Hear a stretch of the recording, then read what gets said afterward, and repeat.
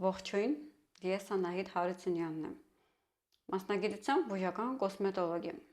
Ունեմ նաև մեկ այլ բժշկական մասնագիտություն՝ մանկաբարձ եմ։ Չեմ աշխատել, բայց մանկաբարձ սովորելը ինձ շատ օգտակար ինֆորմացիա է տվել։ Այսինքն իմ բժշկական գիտելիքների հիմքը հենց մանկաբարձություն սովորելու տարիներն են։ Այսօր ես որոշել եմ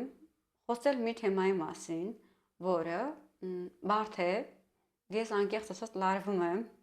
որովհետև գիտեմ շատ պատասխանատու որոշում էր իմ այս քայլին գնալը, որովհետև գիտեմ, որ տարբեր քննադատությունների եմ արժանանալու, բայց մինչև այս թեմայի մասին խոսելը ես դիմել եմ Հայաստանի տարբեր բժիշկների, տրեխոլոգների, մաշկաբանների, որպեսզի այս թեման խմբագրեմ ու ստանամ ավելի ճշգրիտ, բայց քանի որ ես գիտեմ, որ բժիշկների մեծամասնությունը զբաղվածություն ունի, կեսը չի պատասխանել ընդհանրապես, կեսը ուղղորդել է ուրիշ մասնագետի մոտ եւ ես ռիսկի եմ գնում, մի քիչ էլ լարվում եմ ու փորձում եմ ինքնուրույն այս քայլը անել ու իմ նյութերը բազմատեսակ աղբյուրներից են, ինչի մասին ես խոսելու եմ։ Այսինքն հին եւ նոր մաշկաբանության գրքեր, հին եւ նոր փորձարկումներ, հետազոտություններ, մաշկաբանությունից բացի նաև մազահեռացման մասնագետների գրքեր, ինչպես նաև գիտական հոդվածներ տարբեր կայքերից։ Ես հղումները տեղադրելու եմ YouTube-ի իմ ալիքում, տեսանյութից ներքև, ում հետաքրքիր են կարող են հղումները նայել։ Ես բաց եմ ցանկացած քննարկման, ցանկացած խելացի կարծիքի, նույնիսկ կարծիքներ, որոնք որ համակարծիք չլինեն, այսինքն ինչի մասին որ ես խոսում եմ, կուզեի ավելի խելացի մասնագետների կողմից քննարկել, տանալ ուրիշ ավելի խելացի տեսակետներ, եթե ինչ-որ մի բան սխալ է, այդ պատճառով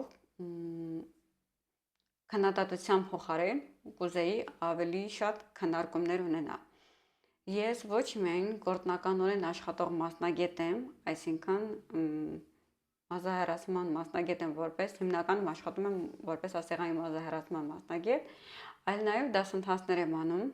Իմ հիմնական նպատակը այս թեման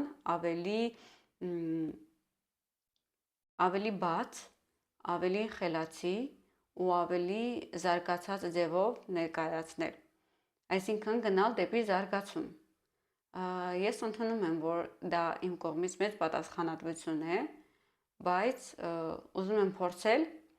եւ յուրաքանչյուր օգնություն ցանկացած խելացի մասնագետի կողմից կընդունեմ սիրով։ Որպեսզի մենք հասկանանք, թե մարմնի տարբեր հատվածներում մազահեռացման տեսակները ինչ արցունքներ ունեն, ինչ սխալների կարող են բերել, ինչպես ճիշտ աշխատել, ինչ խնդիրներ կարող են առաջանալ, որ դեպքում է ավելի արդյունավետ,